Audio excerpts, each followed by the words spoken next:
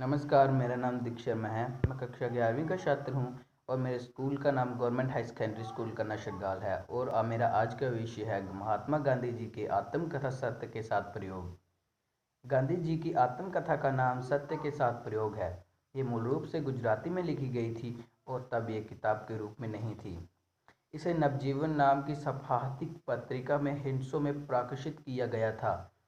ये प्रकाशन 1925 से 1929 तक चला। बाद में यही एक किताब की शक्ल में बाजार में आई। इसके इंग्लिश वाले भाग का नाम माई एक्सपेरिमेंट विथ ट्रूथ है।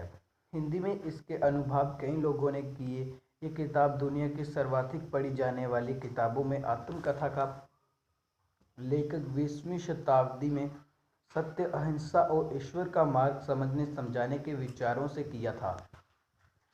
गांधी जी ने 29 नवंबर 1925 को इस किताब को लिखना शुरू किया था और 3 फरवरी 1929 को ये किताब पूरी हुई थी।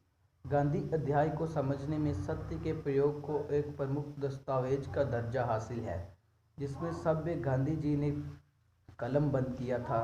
पर ये कितनों को पता है कि 5 बाबों में बंटी इस किताब को चौथे बाब के 18वें अध्याय के खुद गांधी जी ने उस किताब का जिक्र किया था, जिनमें उन्हें गहरे तक प्रभावित किए। गांधी के जीवन में कई ऐसी घटनाएं रही जिनका जिक्र उन्होंने अपनी आत्मकथा सभ्य वह उनके प्रयोग में किया है, जिनमें से कुछ एक का वर्णन मैं करना चाहूँगा।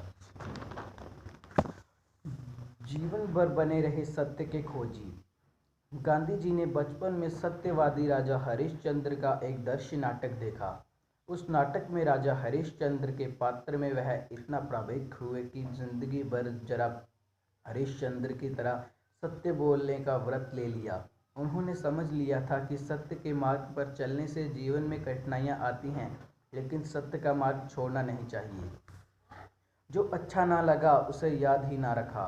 गांधी जी ने अपनी आत्मकथा में लिखा है कि वह जो कुछ भी पढ़ते थे उन्हें से अच्छा और उपयोगी लगता था उसे ही वह याद रखते थे, लेकिन जो उन्हें पसंद नहीं आता था उसे वह भूल जाते थे।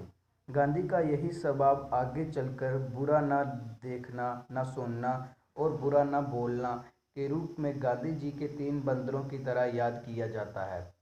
धन्यवाद।